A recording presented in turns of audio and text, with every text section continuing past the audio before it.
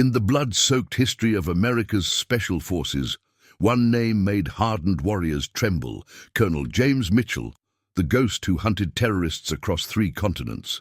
Now, he plants corn in Nebraska. His legendary skills turn to simpler purposes, protecting his teenage daughter Sarah. His medals gather dust, his kill count is classified, but his deadly instincts never sleep. When the Stone Creek Bandits target his peaceful farm, thinking they've found helpless prey, they have no idea they're walking into the lair of America's deadliest predator. They see an aging farmer and his innocent daughter. They don't see the arsenal beneath the barn, the tripwires in the fields, or the tactical genius that turned 40 acres into a killing ground. They're about to learn why a father's love is the most terrifying force in existence. Before we jump back in, tell us where you're tuning in from. And if this story touches you, make sure you're subscribed, because tomorrow I've saved something extra special for you.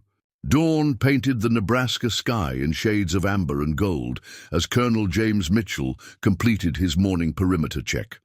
Old habits, ingrained from decades of combat, guided his movements. His eyes constantly scanned the horizon, noting every detail, every change from the day before. The farm might look peaceful to outsiders, but to him it was a carefully maintained defensive position. Sarah's laughter drifted from the kitchen window, a sound that still amazed him even after 17 years. His daughter, the reason he'd traded battlefields for cornfields, the purpose that drove every preparation, every precaution. He watched her through the window, setting out breakfast with the same fluid grace her mother had possessed before the cancer took her. "Sector clear," he muttered to himself, an old military habit he'd never shaken. His hand brushed the Glock concealed beneath his worn denim jacket, another habit he refused to break. The weight of the weapon was comforting, like the presence of an old friend. Back at the house, Sarah greeted him with coffee and that knowing smile she'd inherited from her mother. At 17, she was the perfect blend of Hannah's beauty and his own steel-edged determination. "Morning patrol all clear, Colonel?" she teased, but her eyes held the same alertness he'd taught her. She understood the dangers even if she pretended. "Otherwise, clear for now," he replied, accepting the coffee. His gaze fell on the morning paper Sarah had brought in. The headlines screamed about another farm attacked, another family terrorized by the Stone Creek Bandits. Getting bolder, moving closer. His jaw tightened. "They're coming this way, aren't they?" Sarah's voice was steady, showing no fear. He'd raised her to face reality, not hide from it. Eventually. He studied the tactical map spread across the kitchen table, disguised as a simple farm planning chart. Red pins marked the bandits' previous attacks, forming a pattern only a trained operative would recognize. They're systematic, working their way through isolated farms, targeting those least likely to resist. Sarah's hand touched the locket, at her throat, the one containing her mother's picture. Like a single father and his teenage daughter, Mitchell's smile was grim, exactly like that. He rose, moving to the old china cabinet. Behind the dusty plates and faded photographs lay the first of many hidden weapon caches. He opened it, checking the supplies within more from habit than necessity. Everything was exactly as he'd left it. Rifles, ammunition, medical supplies, all meticulously maintained. "Do you ever miss it?" Sarah asked suddenly. "The missions, the action." Mitchell closed the cabinet, considering his answer carefully. "Sometimes, but protecting you, that's the most important mission I've ever had." Sarah's expression softened. "Mom would be proud of you, you know, of how you've kept us safe. She'd be proud of you too, sweetheart." He checked his watch, another ingrained habit. "Time for chores. Remember, stay alert, stay alive." Sarah finished with a smile. "I know, Dad, you've only told me 1,000 times." As she headed out to feed the chickens, Mitchell watched through the window, noting how she instinctively kept to cover, how her eyes swept the horizon as she moved. She'd absorbed more of his training than she realized, turning it into something natural, unconscious. The morning sun caught his old service medals, displayed on the mantel alongside Hannah's favorite family photos. 22 years of combat, experience, hundreds of classified missions, skills that had made him a legend in special operations circles, all of it now focused on one simple goal: keeping his daughter safe. He'd chosen this farm carefully years ago. High ground for observation, clear fields of fire, multiple escape routes. Every fence post marked exact distances, every tree noted as potential cover. To visitors, it looked like any other Nebraska farm. To Mitchell, it was a fortress, designed with the precision that had once made him the military's most effective ghost. The sound of approaching vehicles caught his attention. 3 trucks moving slowly down the county road, unfamiliar engines. His hand moved automatically to his concealed weapon as he tracked their progress through the kitchen window. Time to see if all his preparations would be enough. The Stone Creek Bandits were about to learn that some farms bite back. Sheriff Tom Baker's arrival at the Mitchell farm wasn't a coincidence. 20 years of friendship, dating back to their time in the Rangers together, had taught him that nothing about James Mitchell happened by chance. The dust from his patrol car had barely settled when Mitchell emerged from the barn, his casual stance betraying nothing of the alert predator beneath. 3 more farms hit last night, Baker said without preamble. Thompson Place, the old Wilson Ranch, and the Hendersons. He watched his friend's face, seeing the tactical computer whirring behind those calm eyes. Getting closer. Mitchell nodded, leading the way to his kitchen. Sarah was in town for supplies, which meant they could talk freely. "Pattern?" he asked, pulling out his map. Same as the others. They hit at dawn, 5 to 7 men per farm, professional, military trained. Baker's voice hardened. Henderson girl got roughed up. Father tried to fight back. They made an example of him. Mitchell's hand tightened on his coffee cup. Survivors. Families. Alive. Pride's not. Word is they're sending a message. Resist and suffer. They're mapping the territory, Mitchell said, marking the new attacks on his tactical overlay. Testing responses, identifying soft targets. His finger traced a pattern only a trained operator would see. Working their way towards something bigger. Baker nodded grimly. Local banks got a big shipment coming next week. Payroll for the railroad workers, nearly $50,000. The farms are just preparation, Mitchell concluded. Terrorizing the area, making sure no one's in any shape to interfere when they hit their real target. Jim. Baker hesitated. Word is Jake Stone himself is running this operation. Mitchell's head snapped up. Jake Stone. The name triggered memories of a classified operation gone wrong in Mexico 5 years ago. A mission that had left 3 good men dead and Stone, their former teammate, turning his special forces training to darker purposes. He'll remember me, Mitchell said quietly.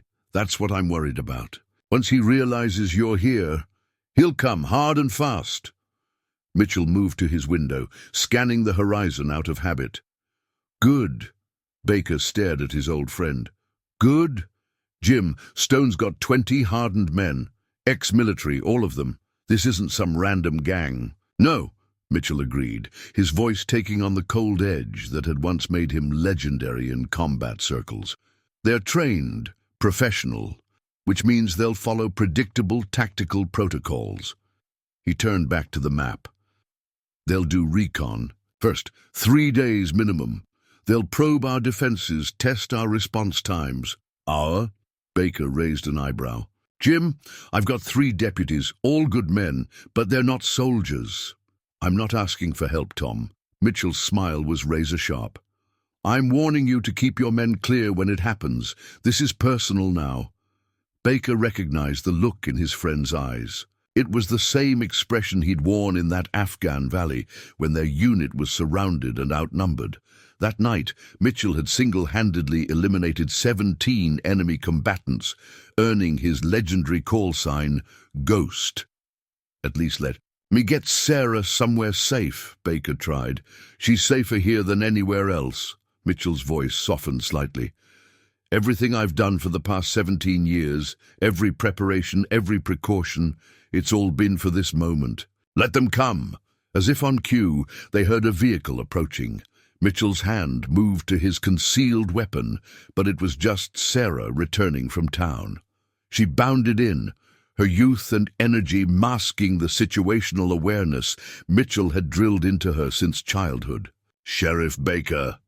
She smiled warmly, then noticed the tension in the room. "More farms?" Mitchell nodded. "3 more." Sarah's smile faded, replaced by the steel that reminded Baker so much of her father. "Getting closer," she said, unconsciously. Echoing Baker's earlier words, "Yes." Mitchell shared a look with his daughter that spoke volumes. They'd discussed this possibility countless times, rehearsed every scenario. Time to activate the protocols. Sarah nodded once, already moving toward the hidden panel behind the bookshelf where their emergency radio equipment was stored. No fear, no hesitation. Just like her father. Baker watched them work with practiced efficiency, knowing that somewhere, out there, Jake Stone and his men were preparing their own plans. A storm was coming to Nebraska, and at its center, a quiet farm was about to become a battlefield. As dusk painted shadows across the farm, Colonel Mitchell descended into the hidden bunker beneath his barn. The space, carefully constructed 5 years ago, was a testament to his foresight. Steel-reinforced walls housed enough supplies to withstand a month-long siege, but it was the armory that drew his attention now. "Dad," Sarah's voice carried down the stairs, "need help with the inventory?" Mitchell smiled, remembering another time, another arsenal. Kabul, 2005, the mission that earned him his most classified commendation. "Come on down, sweetheart." Sarah moved with practiced ease in the dim light, her eyes automatically checking corners, habits he'd instilled since she was old enough to walk. She surveyed the impressive collection of weapons with familiar respect. "Jake Stone," she said. "Not a question.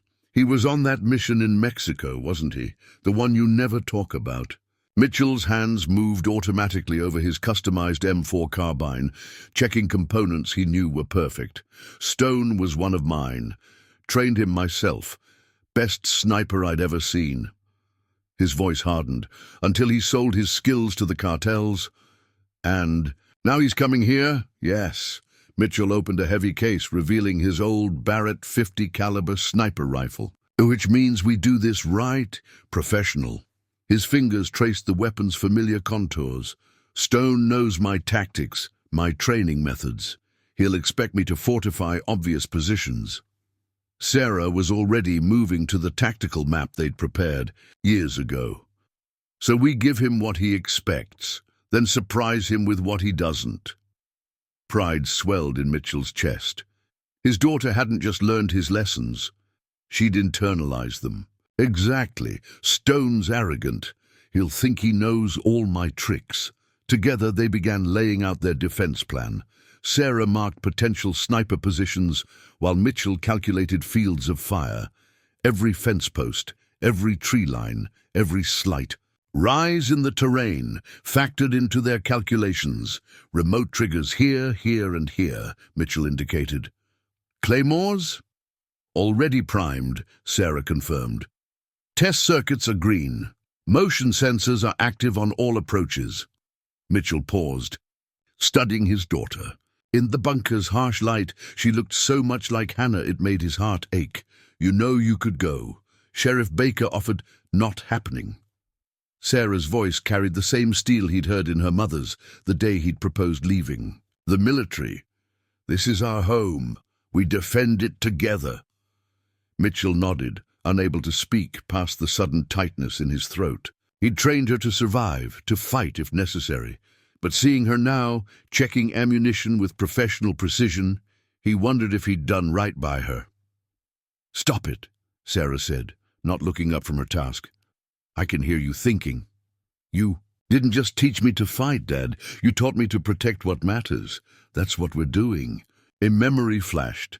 Sarah at 6, struggling to hold his old service pistol, determined to learn. Sarah at 12, marking her first bullseye with the Barrett, her face glowing with pride. Sarah at 15, facing down 3 boys who'd tried to hassle her at school using the hand-to-hand techniques he'd taught her. "Stone will come at night," he said, pushing the memories aside. "He knows it's when I'm most dangerous. He'll try to use that knowledge, think he can predict my moves. Then we'll show him some new ones."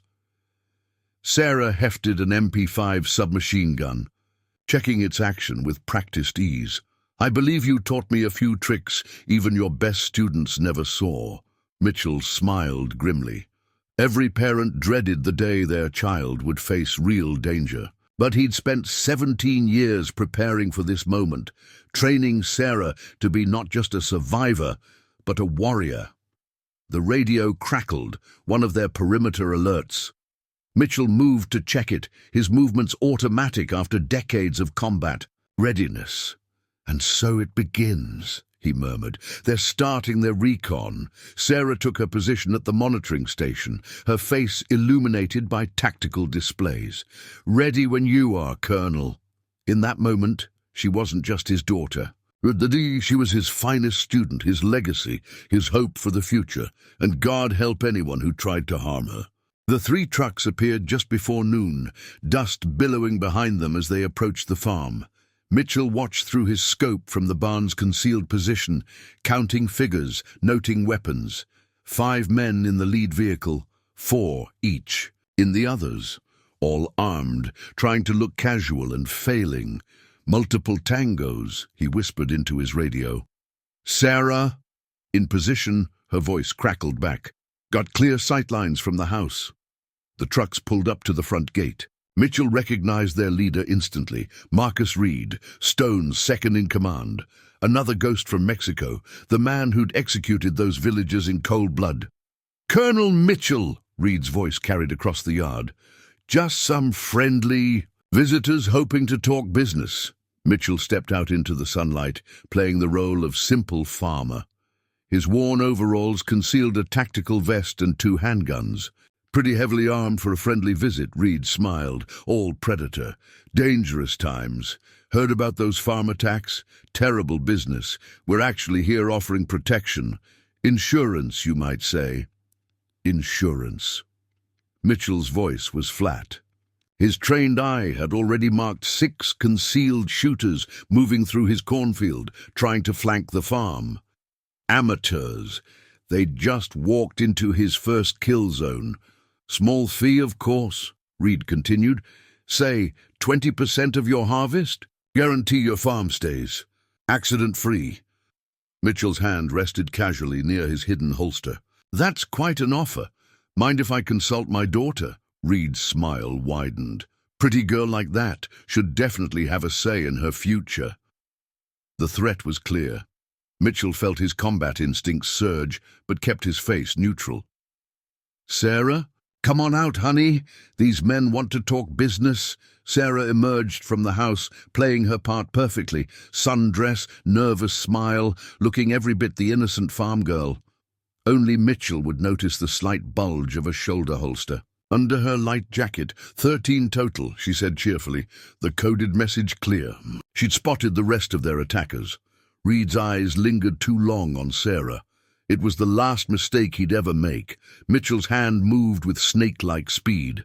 His first shot took Reed's hat off. The second disabled the nearest trucks. "Engine, that's your only warning," he said, voice dropping to the cold tone that had once made hardened soldiers tremble. "Leave now." Instead of complying, Reed dove for cover, shouting orders. Gunfire erupted from the cornfield. But Mitchell had predicted this exact scenario. The hidden claymores detonated, turning his carefully prepared kill zone into chaos. "Sarah, Protocol 3, Mitchell commanded, already moving to his next position. His daughter's rifle cracked twice from the house, taking out the truck's remaining engines with surgical precision. "You don't know what you're dealing with, old man." Reed shouted from behind his disabled vehicle. Mitchell's response was 3 more shots, each finding its mark, disarming Reed's nearest men without killing them. A message and a warning. "No, you don't know what you're dealing with," Mitchell replied. "That was 2% of my capability. Want to see the other 98? The remaining bandits were already retreating, dragging their wounded. Reed's face was a mask of fury as he backed away. "This isn't over, Mitchell. Stone's and coming. He knows all your tricks, not all of them." Mitchell kept his aim steady. "Tell Stone his old commander sends regards, and if he wants to test my defenses, he'd better bring more than 13 men next time." As the bandits fled, Sarah emerged from her position, rifle ready. "They'll be back." "Yes." Mitchell watched, the dust trails disappear, with Stone leading them. That was just the rehearsal. "Think they bought our performance?" Mitchell smiled grimly. "Hook, line, and sinker. Stone will think he knows exactly what we're capable of." He turned to his daughter. "Time to show them how wrong they are." Sheriff Baker surveyed the aftermath at the Mitchell farm, whistling low at the precision of the blast zones in the cornfield. "Textbook kill zone," he said, recognizing his old friend's handiwork. "You could have dropped all 13. Mitchell knelt by one of the tire tracks, reading signs only a trained operator would notice. Wasn't the objective. Stone needs to think he knows our capabilities. He pointed to subtle marks in the dirt. "They'll be back. Heavier weapons, probably 50 cal, mounted on those technicals." Inside the house, Sarah was already reviewing their security footage, marking enemy positions and movement patterns. Her fingers flew across the keyboard with practiced efficiency. "Got clear shots of all 13, she reported. "Running facial recognition through your old database." Mitchell moved to study the screens. The technology had been a gift from his former unit, officially decommissioned, unofficially very much active. "There," he pointed. "That one in the back, Michael Torres. Stone recruited him from 1st Recon 3 years ago." "You know all of them, don't you?" Sarah asked quietly. "I trained most of them." Mitchell's face darkened.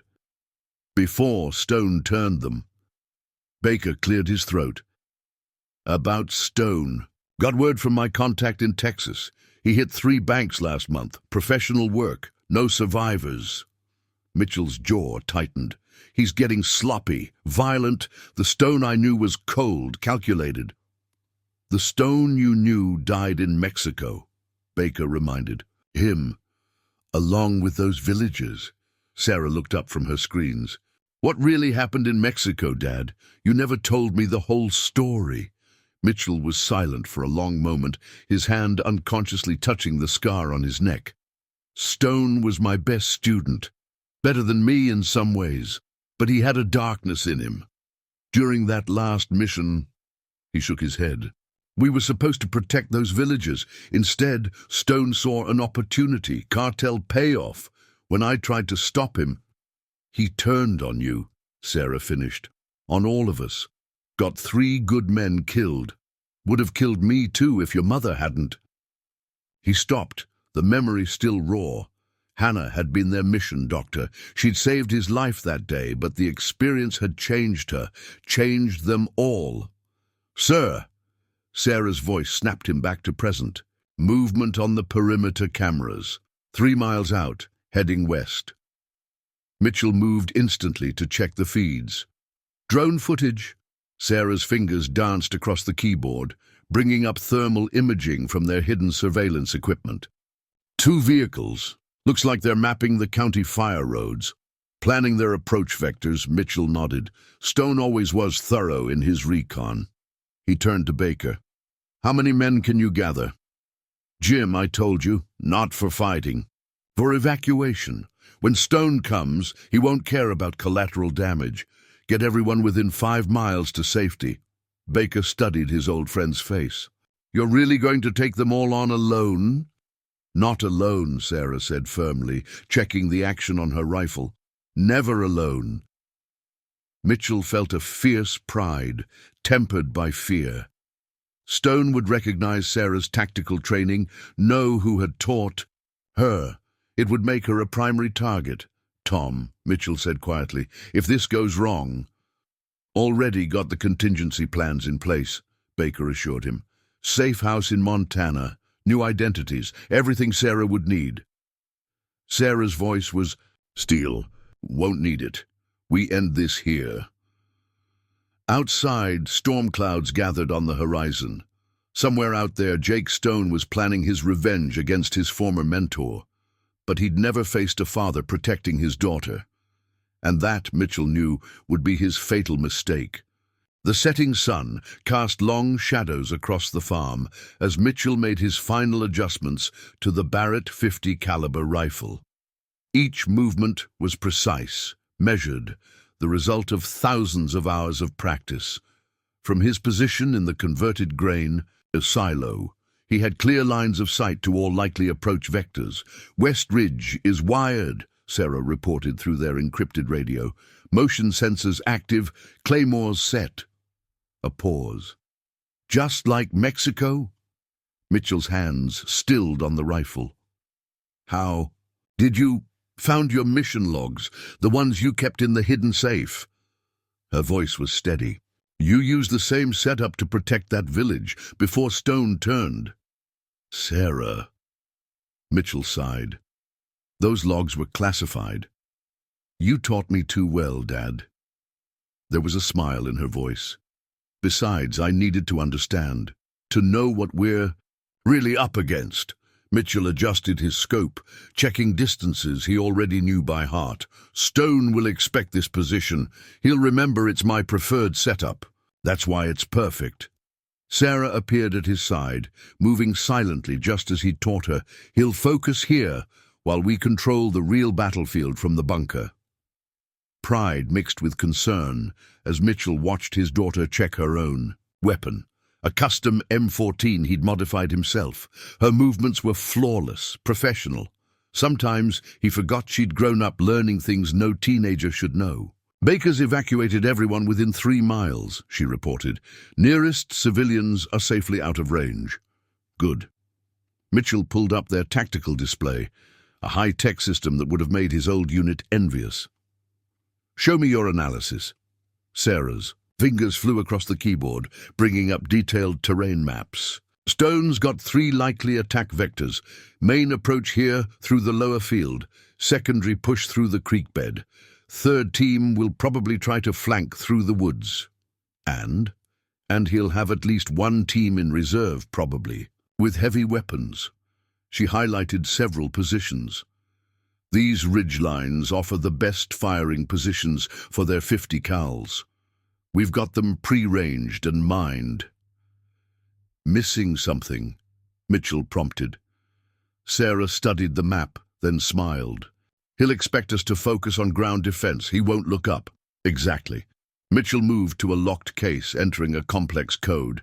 Inside lay his ace in the hole, cutting-edge drone technology that officially didn't exist. Air superiority. Won't. "He expect drones, given your background?" "He'll expect military drones, big, obvious." Mitchell's smile was wolfish. "These are something else. Prototype tech from my old unit. Silent running, thermal cloaked, perfect for hunting ghosts." Sarah's eyes lit up with understanding. "While he's looking for standard tactical responses, we change the game entirely." Mitchell checked his watch. 2 hours till dark. Stone will wait for full night. He knows I prefer fighting in darkness." "Like that night in Kandahar?" Sarah asked. "When you took out an entire Taliban unit?" Mitchell raised an eyebrow. "That mission's not in any logs. Baker talks when he drinks," she shrugged. "Plus, I found your old medals, the classified ones." "Too damn smart for your own good," Mitchell muttered, but his chest swelled with pride. "Yes, like Kandahar, but Stone was there too. He knows those tactics. Then we write some new ones." Sarah pulled up another map. "I've been thinking, what if we use the irrigation channels, flood these lower sections here? Force them to bunch up in these choke points. Mitchell studied her plan. It was brilliant, something Stone would never expect, because Stone, for all his skill, never understood that the best warriors keep learning, keep adapting. "Dad?" Sarah's voice had softened. "Do you ever regret it, teaching me all this?" Mitchell pulled his daughter into a fierce hug. "Every day," he admitted, "and every day I'm thankful I did, because now I know you can protect yourself, no matter what." Above them, thunder rolled across Nebraska skies. A storm was coming, in more ways than one, but as Mitchell watched his daughter return to her preparations, he knew they were ready.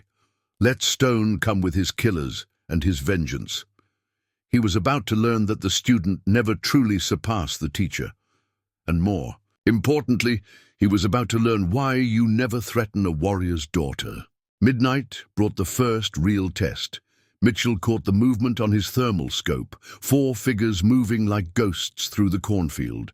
Their approach was textbook special forces, low profile, alternating coverage, maintaining perfect intervals. "Contact," he whispered into his radio. "4 tangos, Sector 7. Sarah, got them." Her voice was calm, professional. "Drone feed shows 4 more approaching from the creek bed. Professionals, moving just like you taught me." Mitchell allowed himself a grim smile.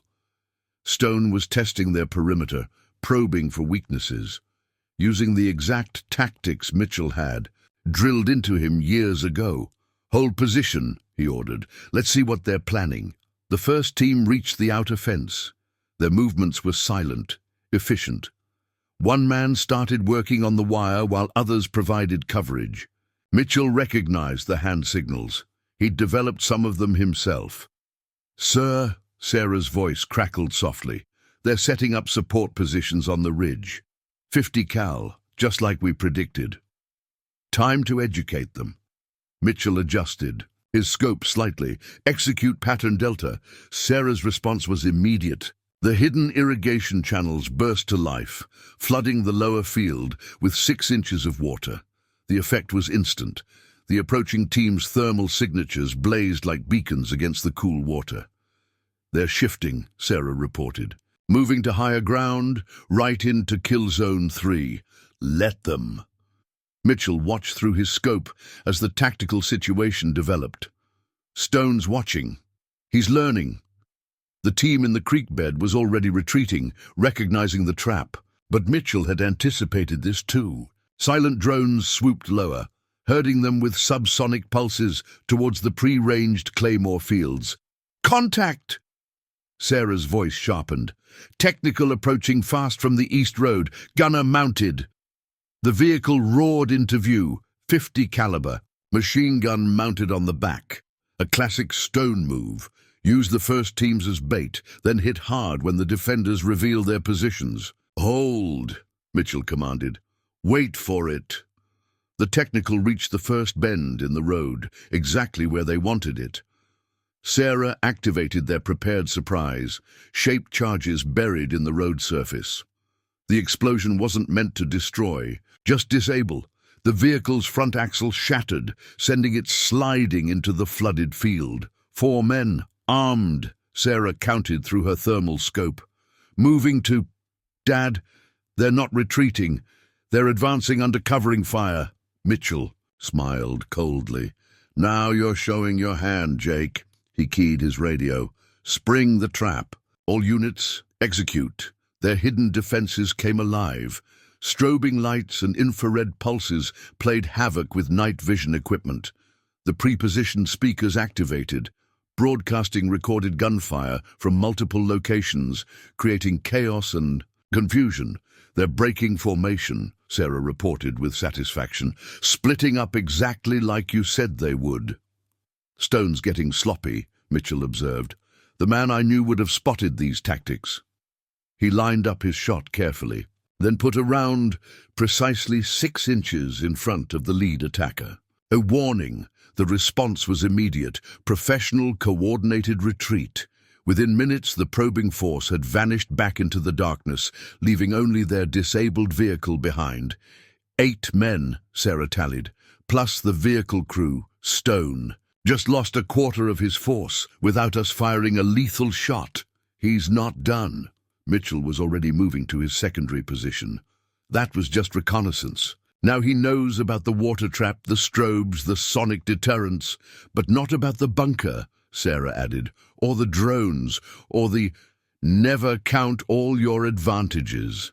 Mitchell interrupted with the familiar lesson. Stone taught me that, ironically. Always keep something in reserve. Sarah appeared beside him, her rifle still at ready. He'll come himself next time, won't he? Yes. Mitchell studied the darkness where his former student had retreated. Stone won't be able to resist. His pride. Won't let him delegate this anymore. Good. Sarah's voice hardened. I want him to see exactly who's helping you protect this farm. I want him to know it's not just you he's facing. Mitchell looked at his daughter, no longer the little girl he'd trained, but a warrior in her own. Right, he'll target you specifically when he realizes you'll be a way to get to me. Let him try.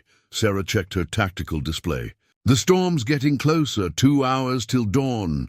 Stone won't wait for dawn, Mitchell said with certainty. He's coming, soon, with everything he has. Thunder rolled across the Nebraska sky, nature's own artillery, presaging the battle to come. Mitchell and Sarah Mitchell stood ready in their fortress, a father and daughter prepared to face an army. The real war was about to begin. Jake Stone stood in the abandoned church 3 miles from Mitchell's farm, watching drone footage of his failed probe. His scarred face showed no emotion as he replayed the tactical disaster. But his men knew better than to speak. They'd seen that look before in Mexico, right before the killing started. Clever old man, he muttered, freezing the frame on Mitchell's warning shot, still playing teacher. He turned to his assembled forces, 20 hardened killers, now looking considerably less confident. Tell me what you see. Marcus Reed, still nursing wounds to his pride from the first encounter, studied the footage. He's got the whole farm wired. Electronic countermeasures, prepared kill zones, probably more tricks we haven't seen. Wrong. Stone's voice was ice. Look deeper. Those defenses, they're not just Mitchell's work. The drone configurations, the targeting solutions, they're different, evolved. His eyes narrowed. He's got help. Someone who thinks like him, but younger, more adaptable. The daughter, Reed realized, she's not just some farm girl. She's his legacy. Stone's laugh was hollow. Of course she is. Mitchell never could resist teaching. He moved to the tactical display, marking positions with methodical precision. He's trained her. Everything he knows, everything I know, and then some. One of the newer men spoke up. So we take her first, use her as leverage. The sound of Stone's pistol clearing leather was barely audible. The shot that followed echoed through the church like thunder. The man dropped, clutching his shattered knee. Mitchell's daughter is not a target, Stone said calmly, holstering his weapon. She's the objective. Everything else is just clearing the path. Reed looked up sharply. Sir? You think this is about revenge? About money? Stone's scarred, face twisted into something like a smile. Mitchell didn't just train me, he created me, his perfect student, until Mexico. He touched the massive scar running down his face, until he chose those villagers over the mission, over me. The wounded man was dragged away as Stone continued, his voice taking on an almost reverent tone. But his daughter, she's something else. Pure, untainted, everything he tried to make me, but better. He turned to his assembled killers. We're not here to kill Mitchell. We're here to make him watch as I take his greatest creation, turn her into something he'll fear. Reed shifted uncomfortably. Even for him, this was dark. She won't turn, not against him. Everyone turns. Stone's voice carried absolute conviction. When you know the right pressure points. He moved to the window, staring toward Mitchell's farm. He taught me that too. The tactical display beeped, more drone footage. Stone studied it with professional detachment. Look at these firing solutions. The girl's good, better than I was at her age. His finger traced the defense patterns. She thinks in 3 dimensions, uses the terrain like an artist. Orders, sir, Reed asked. Prepare for full assault. I want every piece of hardware we have, gun trucks, mortars, the RPGs, everything. Stone's eyes never left the display. We hit at 0300, multiple vectors, maximum pressure. That's suicide, one of the men protested. You saw what they did to our probe. I saw exactly what Mitchell wanted me to see. Stone's voice carried absolute certainty. He's playing chess, thinking 3 moves ahead, but he forgot something crucial. Sir? Sometimes. Stone's smile was terrible. To behold, you have to knock over the board. He turned to his men. Burn it, burn everything, the farm, the fields, all of it. Make Mitchell choose his precious fortress or his daughter. And if she fights, Reed asked quietly, then she proves she's worthy of what comes next. Stone checked his watch. 2 hours, I want every explosive we have rigged and ready, every gun in position. He paused. And bring me the package from the Special Reserve. Mitchell's not the only one who kept souvenirs from our time together. As his men scrambled to comply, Stone returned to studying the tactical display. See you soon, old friend, he whispered. You taught me everything about winning. Time to show you what I learned about making others lose. Outside, the storm clouds gathered, nature itself seeming to hold its breath. In less than 2 hours, the night would explode into chaos. And somewhere, in that darkness, a father's worst nightmare was about to begin. The assault began with fire, not gunfire, actual flames erupting across the cornfields as Stone's incendiary rounds ignited the dry crops. Mitchell watched from his command center as the inferno spread, creating a wall of fire that cut off their eastern approaches. He's channeling us, Sarah observed, studying their tactical displays, forcing us to focus on specific sectors. No, Mitchell's voice was grim. He's trying to smoke us out of our hiding spots, make us react. He keyed their radio. All remote units hold position, let it burn. The drone feeds showed Stone's forces advancing behind the flames. 3 armored vehicles bristling with weapons, supported by teams of men carrying what looked like military-grade breaching equipment. RPG, Sarah's warning came just as the first rocket streaked toward their barn. The explosion illuminated the night, sending burning debris across their defensive positions. He's not trying to kill us, Mitchell realized, watching Stone's pattern of attack. He's destroying our prepared positions, our advantage. Sarah's fingers flew across their command console, activating secondary defenses. Remote turrets online. Permission to negative. Mitchell's hand covered hers. Look at their formation. Stone wants us to reveal our automated defenses, give him targeting data.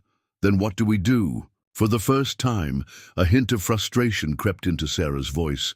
We can't just let him burn everything. We let him think he's winning. Mitchell moved to their weapons cache, selecting specific equipment with practiced care. Stone always had one weakness. He gets cocky when he thinks he's in control. Another explosion rocked the farm as Stone's forces breached their outer perimeter. Through their cameras they could see him now, standing in the bed of a lead truck, directing his forces with cold precision. The massive scar on his face caught the firelight, making him look demonic. Colonel Mitchell, Stone's voice boomed through their external speakers. Your fortress is burning, but I'm not here for you, old man. Send out the girl. Let her make her own choice. Sarah's hand tightened on her rifle, but Mitchell shook his head. He's trying to bait us, separate us. Why? He has to know I'd never... Because he knows what you mean to me. Mitchell's voice was heavy with old pain. Just like those villagers in Mexico, Stone doesn't want to kill me, he wants to break me. Another barrage of RPGs lit up the night, systematically destroying their external defenses. Stone was being methodical, professional, everything Mitchell had taught him to be. Target profile has changed, Sarah reported, military training overtaking emotion. They're setting up mortars, heavy stuff, looks like military grade. Mitchell nodded. He brought presents from our old unit, weapons that officially don't exist. He checked their internal sensors. Basement integrity, holding. Sarah's fingers danced across the keyboard. But these readings, Dad, I think I know what he's got. That classified tech you told me about, from the Kurdistan mission. Bunker busters. Mitchell's face hardened. He's not just trying to smoke. Turns out, he's going to try to collapse the whole compound. Through their cameras, they watched Stone direct his men with terrifying efficiency. Each shot, each explosion was carefully placed to strip away their defensive layers. Your daughters. Talented, Colonel, Stone called out. Those defensive patterns. Beautiful work. But did you teach her about Kurdistan? About what happens when the ground itself betrays you? Mitchell keyed their external comm. You always did talk too much, Jake. Some things never change. Stone's laugh carried over the roar of flames. And you never could resist teaching, old man. But this time I'm the teacher, and your daughter's about to learn some very hard lessons. Sarah's tactical display flashed warning red. Multiple targets converging. They're starting their main push. Mitchell moved to the weapons wall, selecting 2 specific cases, equipment he'd hoped never to use. Time to show Stone he wasn't my only student. He handed one case to Sarah. Remember what I taught you about asymmetric warfare? Sarah opened the case, her eyes widening at the contents. The Ghost Protocol. But you said that was too dangerous, too unpredictable. Sometimes, Mitchell said, checking his specialized gear, the best way to fight a ghost is to become one. He touched his radio. Activate pattern Omega, all systems dark in 30 seconds. Around them, their electronic defenses began shutting down. Screens went dark, sensors offline. To Stone's thermal imaging, it would look like their systems were failing. He thinks he's burning us out, Mitchell said quietly. Time to show him why they called me Phantom. The night was about to become very interesting indeed. Darkness claimed the farm as Mitchell and Sarah activated their Ghost Protocol. Every light, every electronic signature vanished. To Stone's thermal imaging, the compound would appear dead, systems destroyed by his assault. Total blackout, Sarah whispered, checking her specialized gear. The suit's cooling systems masked her thermal signature completely. Just like the Damascus operation. Better. Mitchell's voice was barely audible as they moved through hidden passages beneath. The farm. In Damascus, I was alone. Now, there's 2 of us. Above, they could hear Stone's forces advancing, boots crunching on burned earth. The attackers moved with professional caution, but there was an edge of confidence in their radio chatter. Farms, dark, they heard Reed report. Electronic countermeasures neutralized. Looks like the bunker busters did their job. Stone's response was skeptical. Mitchell doesn't break this easily. Sweep every corner. I want that basement breached. Mitchell touched Sarah's arm, signaling. They split up, moving to pre-positioned. Points around the farm's perimeter. Everything was prepared. Hooks, lines, specialized equipment that would let them move like spirits through their own defenses. Basement access found, one of Stone's men called out. Breaching charges set. The explosion rocked the night. Stone's men poured into the underground complex, finding exactly what Mitchell wanted them to find. An abandoned command center, screens still flickering with emergency power. Sir, Reed's voice carried clearly, got fresh coffee here, still. Hot! They bugged out through the tunnels. Stone's laugh was cold. No, they didn't. Mitchell never runs. This is bait. He keyed his radio. All units, full alert. They're still here, somewhere. But Mitchell and Sarah were already moving. The Ghost Protocol wasn't just about stealth. It was about psychological warfare. Sarah triggered the first element, and suddenly, Stone's communications erupted with static and phantom signals. Contact left, no, right. There. The radio dissolved into chaos as false signatures appeared and vanished on their tactical gear. Hold positions, Stone commanded, but his men were already reacting to shadows and whispers. Years of combat. Experience told them something was hunting them in the darkness. Mitchell struck first. One moment, a guard was watching the perimeter. The next, he was unconscious, his weapons disabled with surgical precision. No sound, no warning. Sarah proved an equally lethal ghost. Two more men simply vanished from their positions, their radios left broadcasting static. The psychological impact was devastating. Hardened killers reduced to jumping at shadows. It's what we trained for in Kurdistan. Stone's voice carried across the farm. Remember, Colonel, how to turn darkness itself into a weapon? There was something strange in his tone, almost like pride. Mitchell and Sarah regrouped briefly in a hidden alcove. He's trying to draw us out, Sarah whispered. Make us react. No. Mitchell's eyes narrowed behind his tactical gear. He's enjoying this, teaching his men about us, about what we can do. Another explosion lit up the night as Stone's forces tried to flush them out. But the fire only created more shadows, more opportunities for the two ghosts to strike. 7 down, Sarah reported after her next silent attack. Non-lethal, just like you taught me. Stone's keeping his best men in reserve, Mitchell observed, waiting to see our full capabilities. Through their specialized optics, they could see Stone directing his forces. His scarred face showed no fear, only calculated interest as he watched his men succumb to the psychological pressure. Beautiful work, Colonel, he called out, using their own imagination against them. But let's raise the stakes, shall we? He signaled, and his men began unloading new equipment, specialized gear that made Mitchell's blood run cold. Sonic disruptors, he whispered to Sarah, top-secret prototypes. They'll shut down our cooling systems, make us visible to thermal. Sarah's smile was audible in her voice. Good thing we prepared for that too. Mitchell felt a surge of pride. His daughter hadn't just learned his tactics, she'd improved them.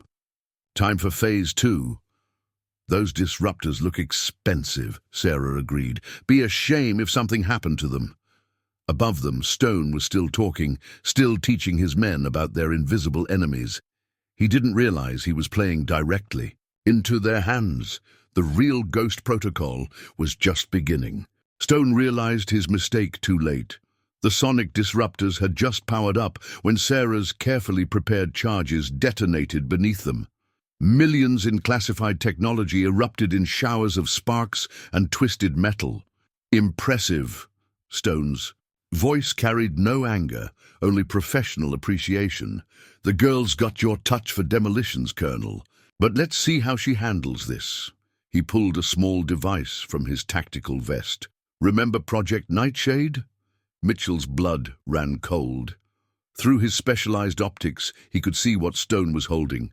A prototype they'd tested in Kurdistan. One that had been officially destroyed.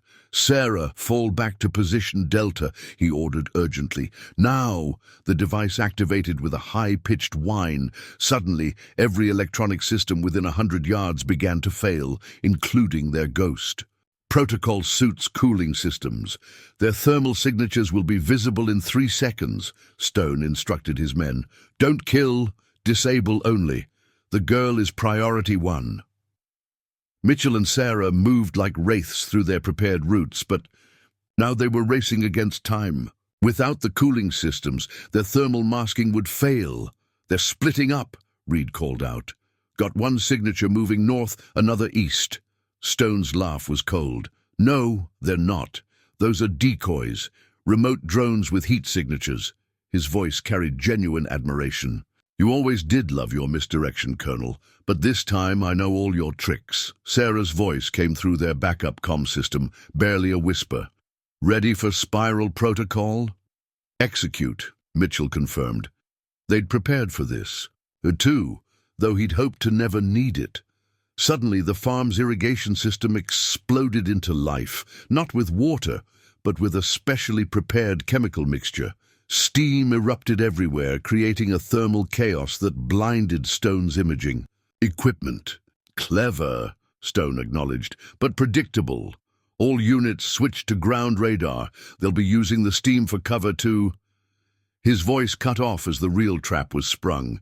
Hidden electromagnetic pulses activated, destroying every piece of electronic equipment Stone's men carried. In the sudden darkness, Mitchell and Sarah became truly invisible. You forgot the second half of Kurdistan. Mitchell's voice seemed to come from everywhere at once. Never rely on technology when dealing with ghosts. The night erupted into chaos. Mitchell and Sarah moved through the steam like vengeful spirits, systematically disabling Stone's remaining forces. Years of training together made them lethal dance partners, each anticipating the other's moves, covering approaches, creating crossfires. 9 more down, Sarah reported clinically. All non-lethal. But Stone himself remained untouched. He stood in the center of the mayhem, turning slowly, his scarred face showing only concentration. You've trained her well, Colonel. Better than you trained me. She understands the art of it, the beauty and the precision. The difference, Mitchell replied, his voice carrying through the steam, is that I trained you to kill. I trained her to protect. And that's why she's perfect. Stone's voice took on an almost reverent quality. She has your skill, but none of your hesitation, your precision without your weakness for mercy. Sarah's response was 3 precise shots that disarmed Stone's remaining guards without drawing. Blood, you call mercy weakness. That's why you failed his training. Failed? Stone's laugh was genuine. Look around you, girl. Look what your father's teaching created in me. His perfect weapon turned against him. No, Mitchell emerged from the steam like a ghost, his rifle trained on his former student. You're what happens when the weapon believes it's the wielder. But Stone's smile only widened, and now the real lesson begins. He pressed another button on his vest. Remember the other half of Project Nightshade? Too late, Mitchell recognized the signature of the device activating. Sarah! EMP pulse incoming! The electromagnetic blast swept across the farm like an invisible tide. Every system, every backup, every contingency they'd prepared went dark. In the sudden total blackness, Stone's voice was almost gentle. Now then, he said, let's see how well you fight when all your toys are broken, when it's just skill against skill, teacher against students.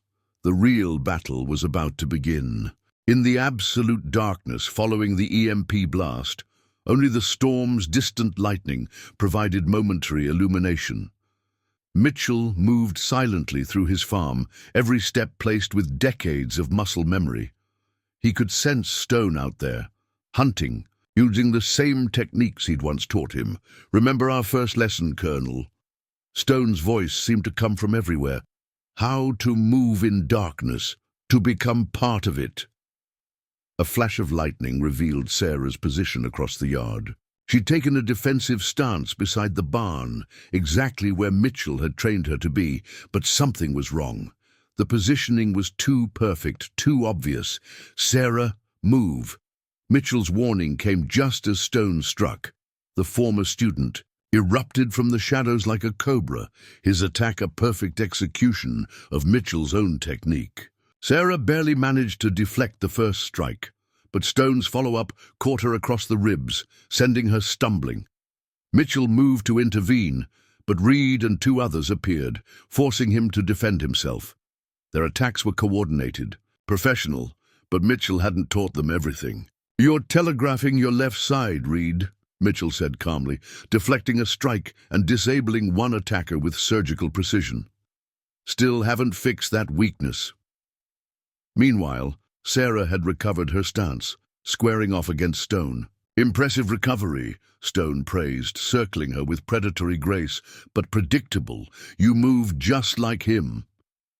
Do I? Sarah's next attack was something entirely new, a combination Mitchell had never taught her. Stone barely avoided it, his scarred face showing genuine surprise. "She's not your copy, Jake," Mitchell called out, dispatching Reed's last companion, with a precise strike to the nerve cluster behind the ear. "She's her own fighter. Better." Stone's smile was visible in the next lightning flash. "She's what you could have been, what you should have been, before mercy made you weak." The fight escalated into a deadly dance. Stone and Sarah exchanged strikes with incredible speed, each probing for weaknesses. But where Stone fought to disable, to capture, Sarah fought with the pure intention of protection. "Your father taught you well," Stone grunted, blocking a particularly vicious combination. "But did he teach you about this?" He produced something from his belt, a flashbang grenade. Sarah's response was instantaneous. She dropped and rolled, just as Mitchell had trained her, but Stone had anticipated this. His real attack came from the opposite direction, a precise strike to her lower back. "No!" Mitchell moved to intervene, but Reed had recovered, forcing him to defend himself again. "Stay back, Colonel," Stone warned, restraining a struggling Sarah with professional efficiency. "Or I demonstrate the other techniques you taught me, the ones we used in Kurdistan." Sarah's response was not what either man expected. She went completely limp in Stone's grip, then exploded into action with a counter that Mitchell had definitely not taught her. The sound of Stone's arm breaking was audible even over the thunder. "Kurdistan?" Sarah's voice was cold as she followed up her advantage. "Mom told me about Kurdistan, about what really happened there." Stone's face showed real fear for the first time. "Hannah, but she was just the mission doctor." "My mother," Sarah corrected, her next strike dropping Stone to his knees, "was Nightshade's original combat instructor. Dad wasn't the only one teaching me." Mitchell felt a surge of pride mixed with sadness. Hannah had made him promise to keep her real role secret, to let Sarah discover that legacy in her own time. "You see, Jake," Mitchell approached his fallen student, "you never did learn the most important lesson, the one about underestimating your opponents." Stone's laugh was pained but genuine. "Oh, but I did learn, Colonel. I learned perfectly." His good hand moved to his vest. "I learned to always have a backup plan." The explosion that followed changed everything. The explosion wasn't meant to kill. It was meant to separate. Mitchell found himself thrown clear of the blast, rolling to his feet in time to see Stone grab Sarah in the confusion. Despite his broken arm, the former operative moved with deadly efficiency, using some kind of gas device to disorient his target. "Final lesson, Colonel." Stone's voice carried over the ringing in Mitchell's ears. "How to turn a defeat into victory." "Dad!" Sarah's voice was strong despite the gas, but Mitchell could see her movements becoming uncoordinated. Not knockout gas, something worse. "Kurdistan cocktail," Stone confirmed, supporting Sarah's increasingly limp form. "Your wife's special formula. Remember, the one that leaves victims conscious but paralyzed. Perfect for interrogation." Mitchell advanced, but Stone's remaining men had recovered, forming a barrier between him and his daughter. Reed appeared at Stone's side, his own movements showing signs of injury from their fight. "You think this changes anything?" Mitchell's voice was deadly calm. "You think you can get off this farm alive while holding my daughter?" "Oh, I know I can." Stone's scarred face showed real pleasure. "Because you taught me the most important lesson of all, how to use an enemy's love against them." He shifted his grip on Sarah. "Stand down, Colonel. Drop your weapons, order any backup to stay away, or we find out if Hannah's formula has improved." With age, Sarah's eyes met her father's. Even through the paralyzing agent, he could read her intent. She was ready to fight regardless of the cost, just like her mother would have been. "You won't kill her," Mitchell said with certainty. "She's your real target, always has been. Very good." Stone actually applauded with his good hand. "You finally figured it out. I don't want revenge, Colonel. I want an apprentice. Someone worthy of everything you taught me, everything I've learned since. Lightning illuminated the scene. Stone, holding Sarah, his men forming a defensive perimeter, Mitchell standing alone in the wreckage of their battle. But Stone had made a crucial mistake. "You know what your real failure was, Jake?" Mitchell's voice carried clearly. "You never did learn to count your opponents properly." The first shot came from nowhere, dropping one of Stone's men with surgical precision. Then another, and another. "Impossible," Stone snarled. "The EMP knocked out all your equipment."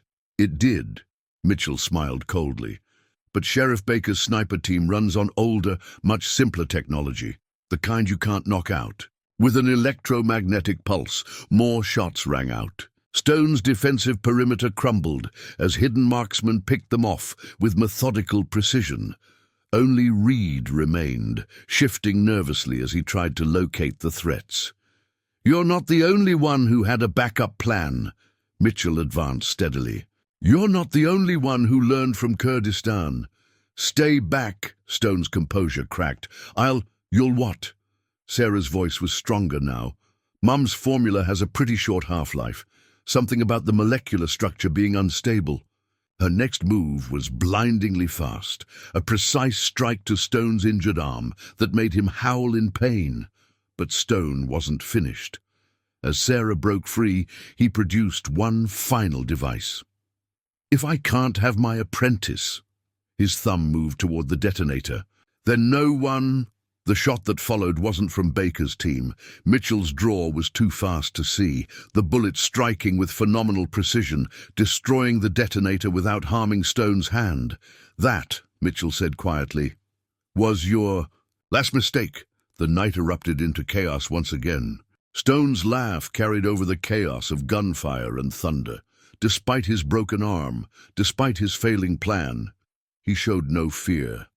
If anything, he seemed energized by the deteriorating situation.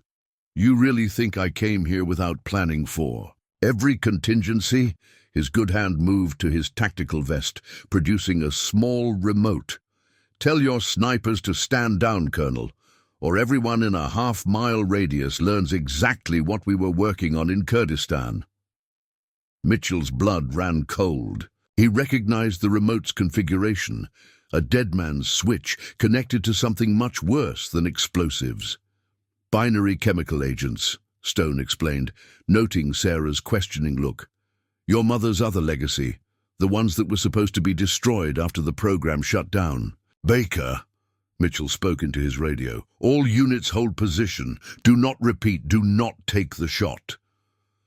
The night fell silent except for the distant thunder. Sarah had recovered fully from the paralytic agent, taking up a defensive position beside her father. Her eyes never left Stone. "That's better," Stone said. "Now let's discuss the real reason I'm here."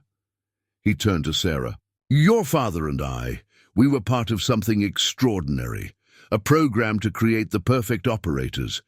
But your mother, she was the real genius behind it all." "The chemical engineering," Sarah said quietly. "The advanced compounds. That's why you really came, isn't it? Not for me, for her research." Stone's scarred face showed genuine respect. "Clever girl." Yes, Hannah Mitchell wasn't just a combat instructor. She was brilliant. Created things that could revolutionize warfare. Things your father made her bury. "Because they were too dangerous." Mitchell's voice was hard. "Because some weapons should never exist, says the man who trained his own daughter to be a weapon." Stone's smile was razor sharp. "I know about the hidden lab, Colonel. The one under the root cellar. Hannah's backup files, her prototype formulas, all of it." Sarah's sharp intake of breath told Mitchell she hadn't known about the lab. Another secret he'd kept, trying to protect her. "Your mother knew people would come for her work eventually," Mitchell explained, never taking his eyes off Stone. "She made me promise to guard it, to keep it hidden until the right time. And that time is now." Stone's thumb caressed the dead man's switch. The research is worth millions to the right buyers. Billions, maybe. Hand it over and everyone lives. Refuse. A gust of wind carried the sharp chemical smell of the binary agent Stone had already released, a warning of what was to come. "You're insane," Sarah said flatly. "If those compounds mix, half the county dies." "Yes." Stone seemed almost bored. "A small price to pay for changing the face of modern warfare. Now, Colonel, why don't you take your lovely daughter down to that lab? Show her Mommy's little workshop." Mitchell's mind raced. The lab was real, but not where Stone thought. Hannah had been brilliant to the end, laying false trails, creating redundancies. The real lab wasn't under the root cellar. "Time's ticking," Stone warned, "and this storm's wind patterns are so unpredictable, who knows where those chemicals might drift." "Dad?" Sarah's voice carried a question. She'd caught something in his stance, some subtle signal from their years of training together. "Your mother," Mitchell said carefully, "always said the best place to hide something was in plain sight." His eyes flicked meaningfully toward the barn. Sarah's slight nod was almost imperceptible. She understood. The real lab wasn't hidden underground. It was built into the barn's upper structure, disguised as ordinary farm equipment. "Enough games," Stone snapped. "The lab, now, or I release enough VX gas to turn this farm into a dead zone for the next 50 years. "You're right about one thing, Jake." Mitchell's voice was deadly calm. "Hannah was brilliant, but she didn't just design weapons." As if on cue, the wind shifted. Stone's face showed the first hint of real concern as he realized something was wrong.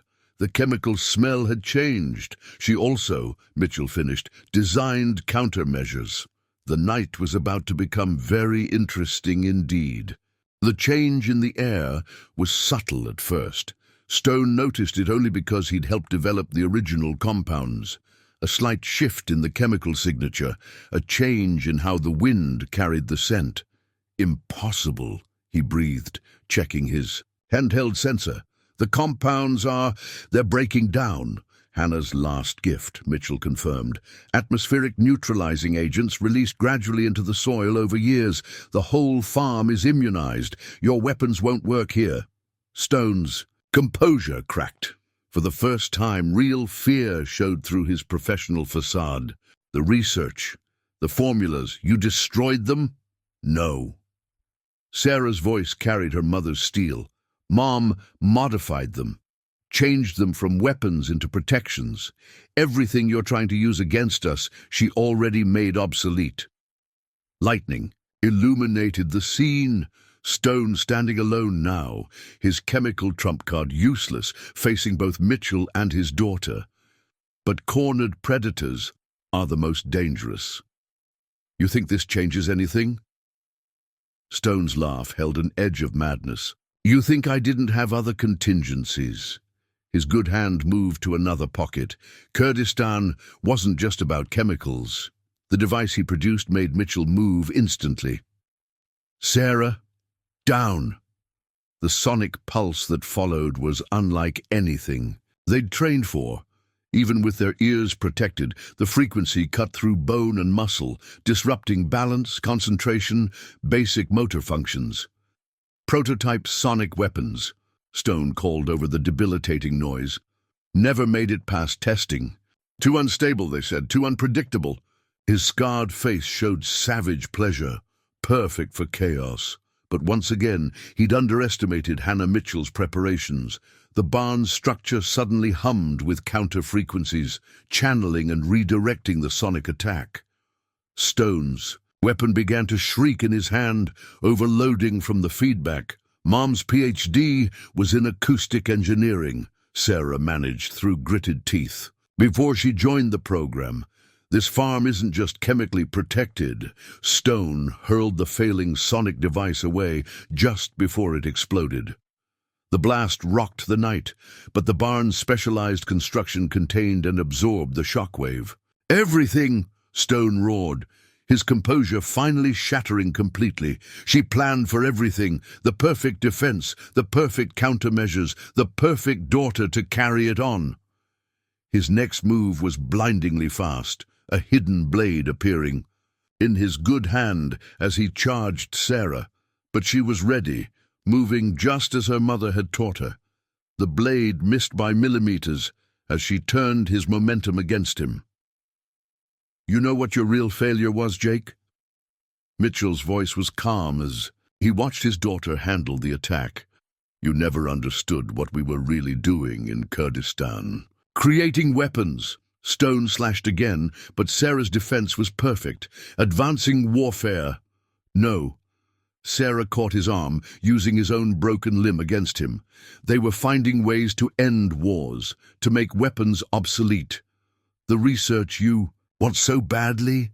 Mitchell moved forward as his daughter forced Stone to his knees. "It's not about killing, it's about protection, Hannah's real legacy." Stone's face contorted with rage and disbelief. Everything he'd planned, every contingency he'd prepared, had been countered before he even arrived. Years of preparation undone by a woman he'd underestimated, and the family she'd protected. "It's over, Jake." Mitchell stood over his former student. "The chemicals are neutralized. The sonics failed. Your men are captured or fled. Surrender." But Stone's twisted smile showed he had one last card to play. "You forgot the most important lesson you ever taught me, Colonel." His thumb pressed a hidden switch in his knife handle. "Always have a final solution." The farm's automated defenses suddenly screamed warnings as multiple signals activated simultaneously. Not just in the farm, but across the surrounding countryside. "Dead. Man's frequency," Stone laughed.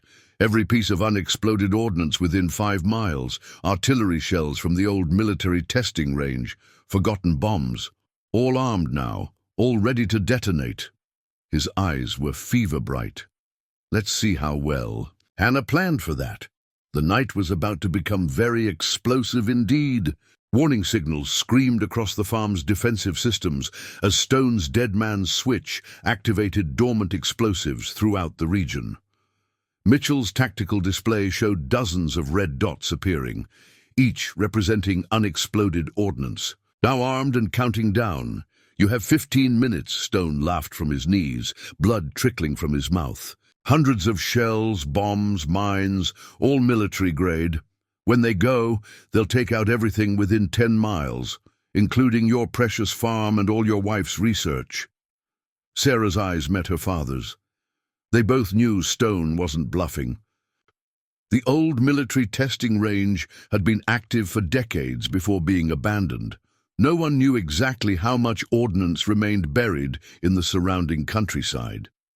"We can't disarm them all in time," Sarah said, her tactical mind already calculating possibilities. "Even with Baker's team helping, we don't have to." Mitchell moved quickly toward the barn. "Your mother planned for this too, the fail-safe system." Stone's laugh turned to a cough. "You're lying. There's no way to counter this many simultaneous detonations." "Hannah didn't try to stop detonations," Mitchell called back as he and Sarah raced to the barn's hidden control center. "She found a way to contain them." Inside the barn's upper level, hidden behind decades of farm equipment, lay Hannah Mitchell's real legacy. Not weapons or countermeasures, but something far more ambitious. "The resonance field?" Sarah asked as Mitchell activated ancient-looking equipment. "Mum's theoretical project, but it never worked in testing. It never worked because they tried to weaponize it." Mitchell's fingers flew across controls that looked deceptively primitive. Hannah designed it for protection, not attack. The military just couldn't understand that. Stone had managed to follow them despite his injuries. "The resonance cascade. Your project? That's your solution? It was a failure. The field couldn't maintain stability. Wrong again." Mitchell activated the main system. Immediately, a low hum began building throughout the farm. It failed because they tried to focus it. Hannah discovered it worked perfectly when allowed to disperse naturally. Sarah's eyes widened as she understood. The farm's entire infrastructure, the irrigation system, the fence lines, even the power cables. They're all conductors. 14 years of preparation, Mitchell confirmed. Every improvement, every repair, all designed to channel and amplify the resonance field. The humming grew stronger. Across the farm, hidden equipment activated. Even the burned fields played their part, mineral-enriched soil becoming part of the massive network. 12 minutes, Stone taunted. Even if this works, you can't extend. A resonance field 10 miles. The power requirements alone. Unless, Sarah interrupted, realization dawning, you don't try to power it all at once. You let it build naturally, using the environment itself as an amplifier. Mitchell smiled proudly. Exactly what your mother discovered. The field doesn't need massive power. It needs perfect harmonics. The farm is just the focal point. Nature does the rest. Outside, the air itself seemed to change. The storm's lightning took on an odd quality, static electricity building in impossible ways. The resonance field was spreading, growing, encompassing more territory with each passing second. 10 minutes, Stone checked his tactical display. You're still not going. To make it. The outlying areas are already covered, Mitchell interrupted. The field's been building for years, Jake. Every storm, every vibration adding to the harmonics. Tonight, we just had to activate it. Sarah worked alongside her father, adjusting frequencies with practiced ease. This was what her mother had really been training her for, not just combat, but preservation, protection. 8 minutes! Stone's voice held less certainty now. The resonance cascade will tear everything apart. You'll destroy what you're trying to save. That's where you're wrong. Sarah's hands moved confidently across the controls. Mom solved the cascade problem. The field doesn't fight the explosions. It contains them, channels them, uses their own energy to strengthen itself. The air crackled with power now. Lightning seemed to flow horizontally, following the field's invisible architecture. On their tactical displays, they could see the coverage expanding, reaching the furthest armed. Ordnance. 5 minutes, Stone whispered. But now there was fear in his voice, real fear. The first explosion came early, a shell detonating prematurely. But instead of destruction, they watched in awe as the blast was contained, absorbed, its energy feeding back into the resonance field exactly as Hannah had designed. More detonations followed. Each one contained, controlled, rendered harmless within its own pocket of altered space. The field grew stronger with each blast, creating a self-sustaining reaction that covered the entire region. 2 minutes, Mitchell noted calmly. Would you like to surrender now, Jake? Or should we see what happens when your dead man's switch hits 0? Stone's response was a desperate lunge, trying one last time to reach the control panel. But Sarah was ready. Her counter was perfect, a combination of her father's military training and her mother's fluid grace. Stone hit the ground hard, finally unconscious. "Clear!" Sarah called out. "Dad, the field! 98% coverage." Mitchell checked the readings. "Just like your mother calculated, the remaining ordnance is in contained zones." The final minute ticked down. Around them, the resonance field pulsed with power, turning the night into something magical and strange.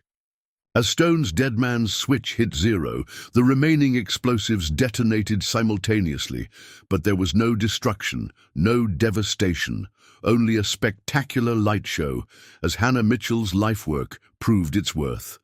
Every blast contained, every shockwave channeled, every piece of deadly ordnance rendered harmless. When it was over, Sarah turned to her father. "Mom knew, didn't she? She knew someone would come for her research eventually."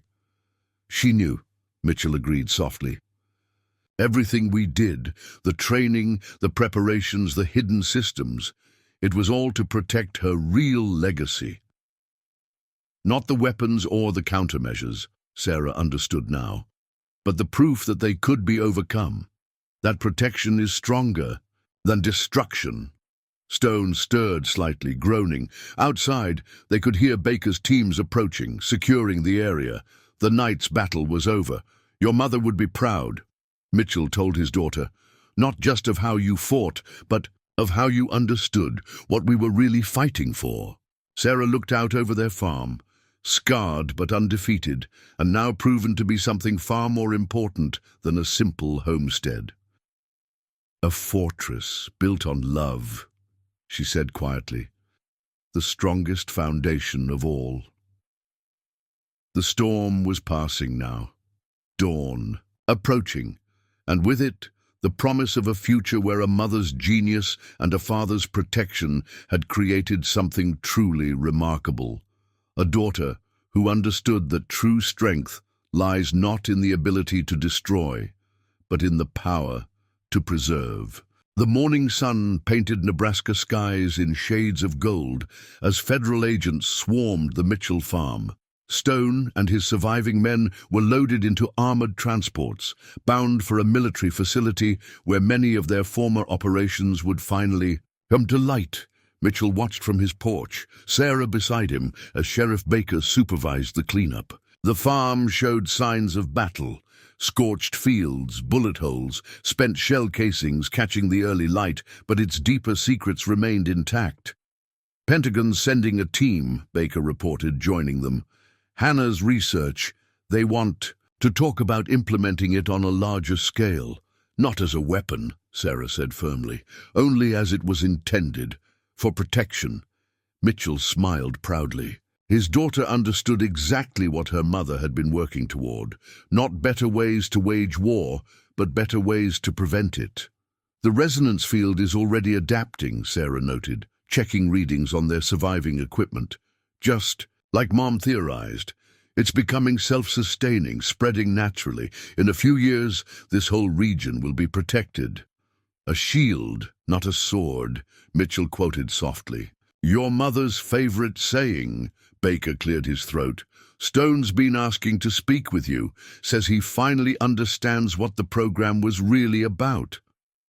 Let him think about it for a while, Mitchell replied. Understanding takes time. As the sun climbed higher, Sarah walked to the barn, running her hand along equipment that now held new meaning.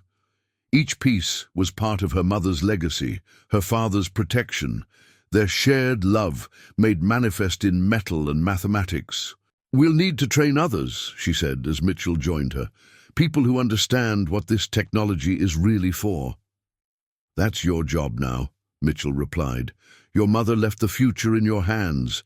She knew you'd choose the right path. Around them the farm hummed with invisible power, not the power to destroy, but the power to preserve. Hannah Mitchell's greatest creation, protecting her greatest love, her family.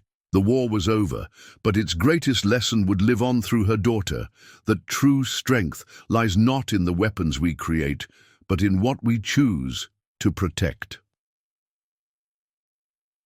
Dawn had finally come to Nebraska, bringing with it the promise of a safer future, and at its heart, a father and daughter stood together, guardians of a legacy built on love.